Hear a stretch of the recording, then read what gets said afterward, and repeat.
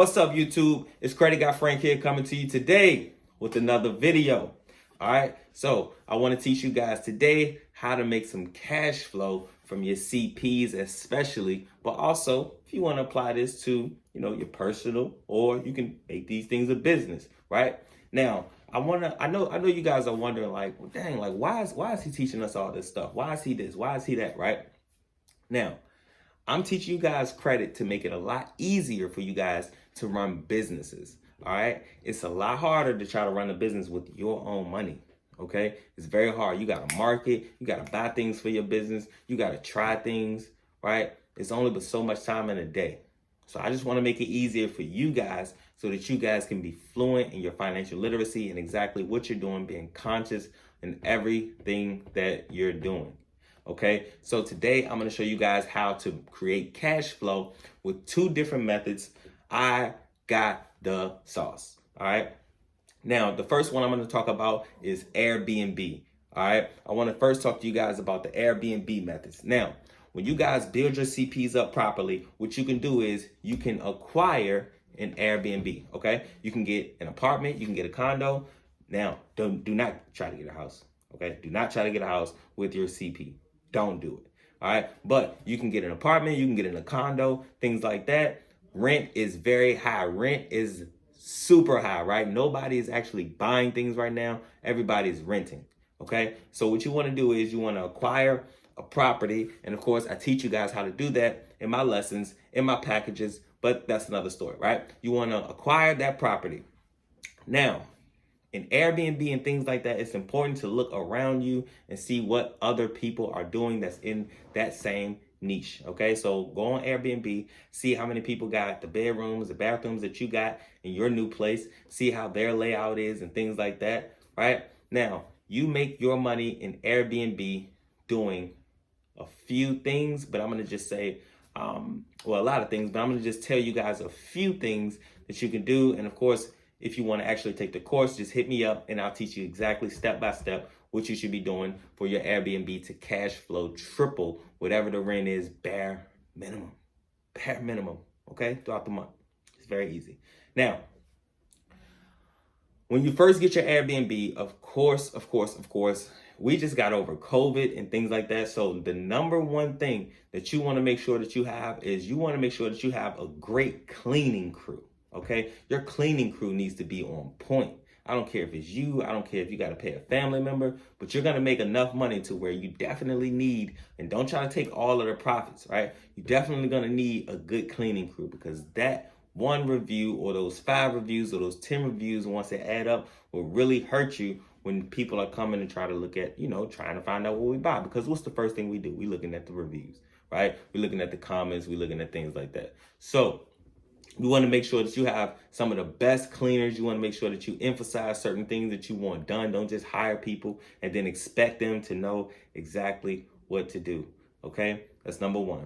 Number two, location is extremely important when you're acquiring this properly, preferably in downtown and cities and stuff like that. If you want to make the most money, depending on your area though, you make more money by airports and things like that. Okay, so try to be downtown or try to be definitely by an airport. All right, unless you got this type of luxury, just nice, luxurious, blah, blah, blah. But most of the time, I'm going for high rises. All right, so that's the other thing. The area is extremely important. Okay, of course, having different things that you might not think that they need, like a vacuum or dishes, silverware, right? You don't have to overdo it, but remember, spend that little bit of money so you can make way more money. Spend that little bit of money, all right? Now, the final thing that I'm going to tell you about having an Airbnb is you make all the rules. That's one of the greatest things in real estate. You make all the rules. So, because you make all the rules, make sure that instead of allowing people to just book one night in your Airbnb, make it a 2-night minimum. All right. Now, once you make it a 2-night minimum, boom, you're doubling up on what you're going to make off of each transaction. And that's key. Okay. That's key. People who are making the most money in Airbnbs, they're literally doing that. Okay. Now, if you don't want to do Airbnb, then do Turo, okay? But I'm gonna tell you now, renting is where it's at. All right. The people who make the most money in the world today are not owners. Okay. They don't own things. They're not trying to hold on to things so that they just don't let go. All right. The people who have the most money right now don't own nothing. They don't own nothing. Okay. Look at what Shopify is doing. Right. You can take somebody's product, sell it for higher. Boom. Right. It's the middleman. Look at Jeff Bezos, Amazon. He owns nothing. He doesn't own anything. All he does is duplicate, basically, services and sell other services for people, and he is the middleman in each transaction. All right? Also, Airbnb, like we were just talking about. Airbnb is the biggest industry in homes. It's the biggest industry. How many properties does Airbnb own? Right? So, renting is where it is, guys.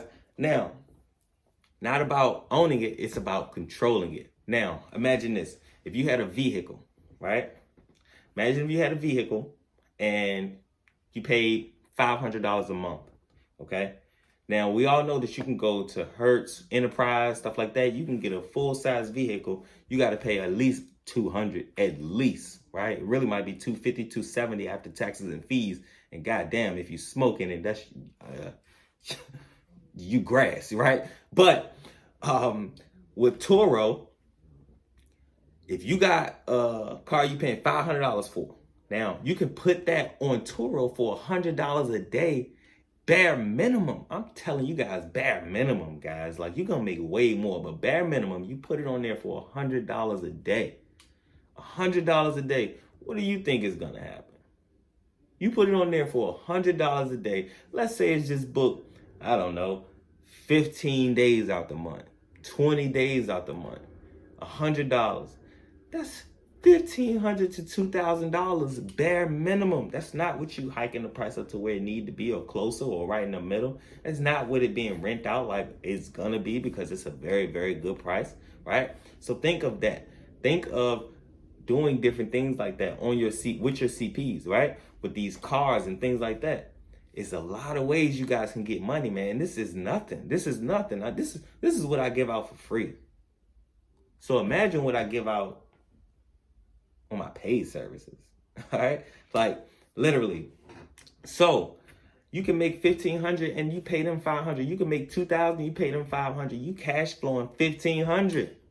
You cash flowing $1,500. You can then go buy 2 cars and it be paid for off of 1 car.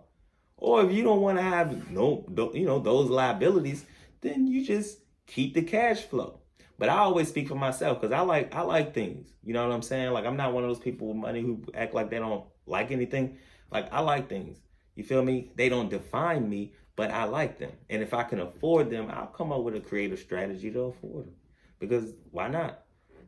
You know? So, with Turo, boom, do that. Now, that's going to create great cash flow. Now, a few things you can do, and there's plenty more, but a few things that you can do with Turo is, number one, just like I said with Airbnb, you can actually make sure that, no, you can't get this car for 1 day.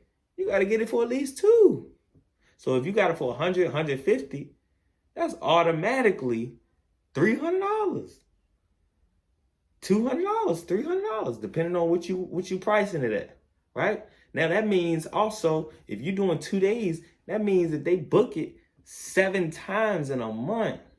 You done made 15 already. You made your money. Like, you done overdid it, right? All I gotta do is be booked, 2-3 times, and the car note is paid for. The car note is paid for at that point, right? That's number one. Number two, and this is the major key right here. This is the major key right here.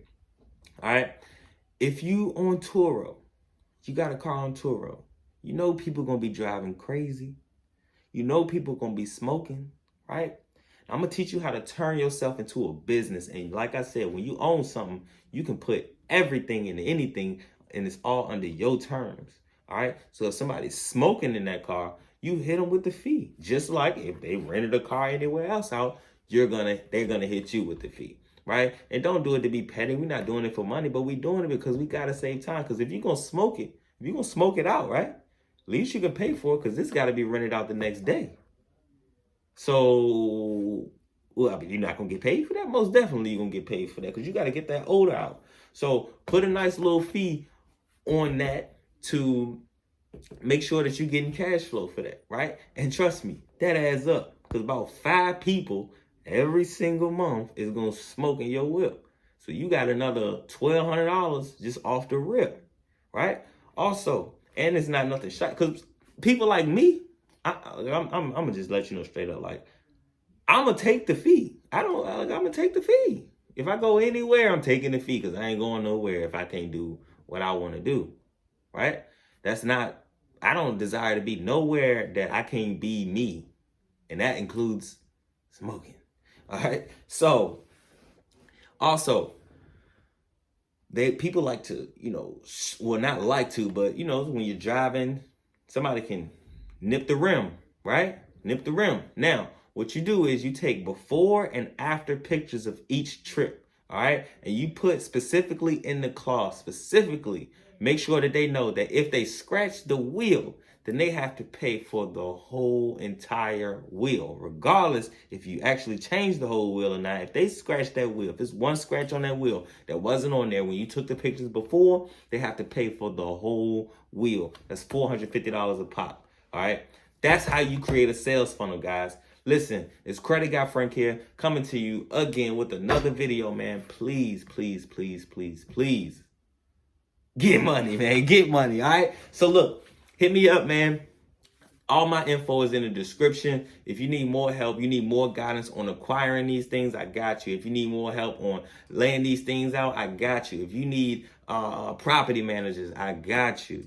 All right? I'm building this team out, baby. Listen.